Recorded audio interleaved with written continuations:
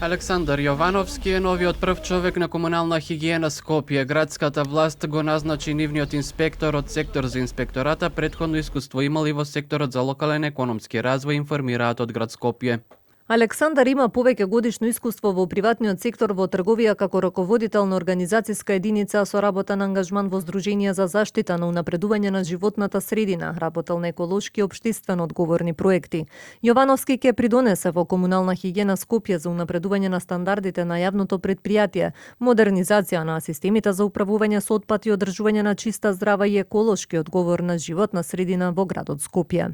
Одлуката доаѓа откако поранешниот прв човек Сабахудин Рустеми и раководителот Аки Саити се во притвора предпријатието без раководна структура. Утро во управниот одбор на комунална хигиена Скопје со итна ургенција побар од градоначалничката Данела Арсовска да назначи ВД директор, бидејќи резервите со гориво за комуналните возила се при крај, со што дополнително ќе се проблематизира собирањето на отпадот. Во моментов се при крај резервите со нафта, наменета за специјалните комунални возила кои се употребуваат за собирање и транспорт на комуналниот смет, што не може да се набави без подпис на ВД директор. Управниот одбор на ЈП Комунална хигиена Скопје бара итно од вас да назначите нов ВД директор кој ќе раководи со предпријатието за остварување на примарната дејност, а во интерес на заштита на животната средина и јавното здравје.